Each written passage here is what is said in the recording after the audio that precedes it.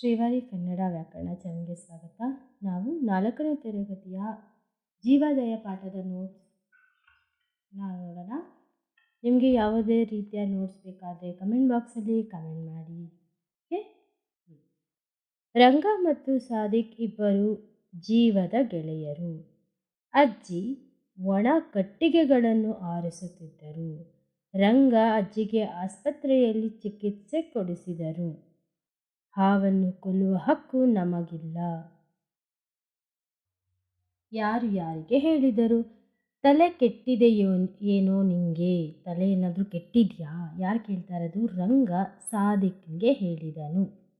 ನೀವು ಯಾವಾಗಲೂ ಅಷ್ಟೇ ಯಾರಿಗೆ ಹೇಳಿದರು ನೀವು ನೆನಪಿಟ್ಕೋಬೇಕು ಅಂದರೆ ನೀವು ಲೆಸನ್ನ ಚೆನ್ನಾಗಿ ಅರ್ಥ ಮಾಡ್ಕೋಬೇಕು. ಆವಾಗ ನಿಮಗೆ ಯಾವ ಸೆಂಟೆನ್ಸನ್ನ ಯಾರು ಹೇಳಿದ್ರು ಅಂತ ಗೊತ್ತಾಗುತ್ತೆ.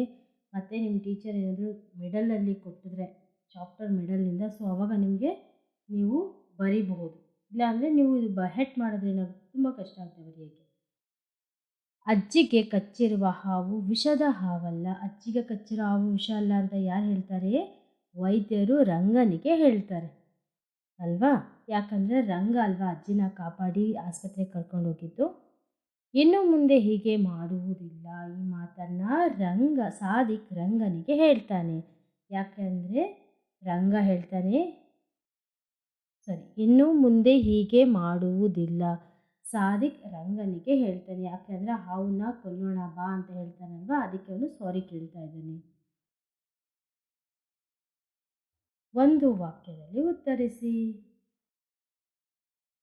ರಂಗ ಮತ್ತು ಸಾದಿಕ್ ಪ್ರತಿದಿನ ಯಾವುದರಲ್ಲಿ ಶಾಲೆಗೆ ಹೋಗುತ್ತಿದ್ದರು? ರಂಗ ಮತ್ತು ಸಾದಿಕ್ ದಿನ ಯಾವುದರಲ್ಲಿ ಶಾಲೆಗೆ ಹೋಗ್ತಾ ಇದ್ರು? ರಂಗ ಮತ್ತು ಸಾದಿಕ್ ಸೈಕಲ್ನಲ್ಲಿ ಶಾಲೆಗೆ ಹೋಗುತ್ತಿದ್ದರು. ರಂಗ ಮತ್ತು ಸಾದಿಕ್ ಯಾವುದರಲ್ಲಿ ಸ್ಕೂಲ್ಗೆ ಹೋಗ್ತಾ ಇರ್ತಾರೆ? ಸೈಕಲಲ್ಲಿ ಹೋಗ್ತಾ ಇರ್ತಾರೆ. ನೇರಳೆ ಮರವನ್ನು ಹತ್ತಿದವರು ಯಾರು? ನೇರಳೆ ಮರನ ಯಾರು ಹತ್ತಾರೆ? ರಂಗ ನೇರಳೆ ಮರವನ್ನು ಹತ್ತಿದವರು ಅಥವಾ ಹತ್ತಿದವನು ಅಂತಲೂ ಬರಿಬೋದು.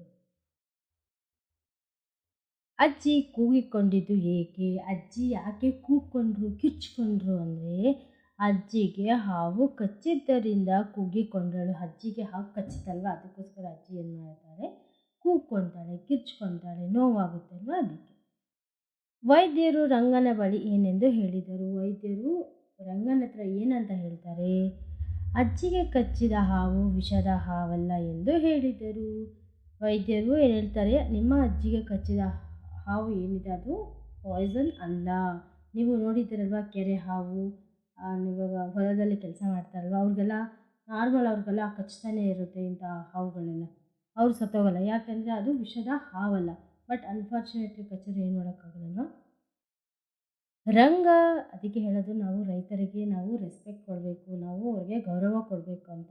ಇದಕ್ಕೆ ಅವರು ಹಾವು ಚೇಳು ಅಂದೆ ನೀರಲ್ಲಿ ಹಿಡಿದ್ಬಿಟ್ಟು ಅದೆಲ್ಲ ತೆಗಿತಾರೆ ಅಲ್ವಾ. ರಂಗ ಯಾರನ್ನು ಸಮಾಧಾನ ಪಡಿಸಿದನು? ರಂಗ ಸಾದಿಕ್ನನ್ನು ಸಮಾಧಾನ ಪಡಿಸಿದನು. 2-3 ವಾಕ್ಯದಲ್ಲಿ ಉತ್ತರಿಸಿ. ಪೊದೆಯಲ್ಲಿದ್ದ ಹಾವನ್ನು ಕಂಡ ಸಾದಿಕ್ ರಂಗನಿಗೆ ಏನೆಂದು ಹೇಳಿದನು? ಪೊದೆಯಲ್ಲಿ ಹಾವನ್ನ ಕಂಡು ಸಾದಿಕ್ ರಂಗನಿಗೆ ಏನು ಹೇಳ್ತಾನೆ? ರಂಗ ಬಾರೋ ಇಲ್ಲಿ, ಹಾವು ಸಿಕ್ಕಿದೆ, ಸಾಯಿಸೋಣ ಎಂದು ಸಾದಿಕ್ಗೆ ಹೇಳಿದನು. ಅದಕ್ಕೆ ಸಾದಿಕ್ಕು ಆಮೇಲೆ ಸಾರಿ ಕೇಳ್ತಾನೆ ರಂಗನಿಗೆ. ಕೋಪಗೊಂಡಿದ್ದ ಸಾದಿಕ್ನನ್ನು ರಂಗ ಹೇಗೆ ಸಮಾಧಾನ ಪಡಿಸಿದನು? ಕೋಪಗೊಂಡಿದ್ದ ಸಾದಿಕ್ನನ್ನು ರಂಗ ಹೇಗೆ ಸಮಾಧಾನ ಮಾಡ್ತಾನೆ ಅಂದರೆ ನೋಡಿ, ರಂಗ ಹೇಳ್ತಾನೆ, ಸಾದಿಕ್ ಹಾವನ್ನು ಕೊಲ್ಲುವುದಕ್ಕಿಂತ ಅಜ್ಜಿಯ ಪ್ರಾಣ ಉಳಿಸುವುದು ಮುಖ್ಯ. ಹಾವನ್ನು ಕೊಲ್ಲುವ ಹಕ್ಕು ನಮಗಿಲ್ಲ ಎಂದು ಹೇಳಿದನು. ರಂಗ ಏನು ಹೇಳ್ತಾ ಇದ್ದಾನೆ? ಸಾದಿಕ್ಗೆ ಹಾವನ್ನು ಕೊಲ್ಲೋ ರೈಟ್ಸ್ ನಮಗಿಲ್ಲ. ವೇಳೆ ಅಜ್ಜಿ ಸತ್ತೋಗ್ಬಿಟ್ರೆ ನೀನು ಹಾವು ಕೊಲ್ಲೋಷ್ಟರಲ್ಲಿ, ಅದಕ್ಕೆ ಅಜ್ಜಿಯ ಪ್ರಾಣ ಉಳಿಸೋದು ಮುಖ್ಯ ಅಂತ ಹೇಳ್ತಾನೆ. ನೀವು ಮಾಡಿದ ಸಹಾಯದ ಬಗ್ಗೆ ಬರೆಯಿರಿ. ನಾನು ವಯಸ್ಸಾದ ಅಜ್ಜಿಗೆ ಹಾಗೂ ಭಿಕ್ಷಕರಿಗೆ ದಾನ ಮಾಡುತ್ತೇನೆ, ಅಥವಾ ನಾನು ವಯಸ್ಸಾದ ಅಜ್ಜಿಗೆ ಸಹಾಯ ಮಾಡುತ್ತೇನೆ, ಕೆಲಸದಲ್ಲಿ ಸಹಾಯ ಮಾಡುತ್ತೇನೆ. ನಿಮ್ಮ ಮನೇಲಿ ಇರ್ತಾರಲ್ಲ ಅವ್ರಿಗೆ. ಸ್ವಂತ ವಾಕ್ಯದಲ್ಲಿ ಬರೆಯಿರಿ. ಜೋಪಾನ.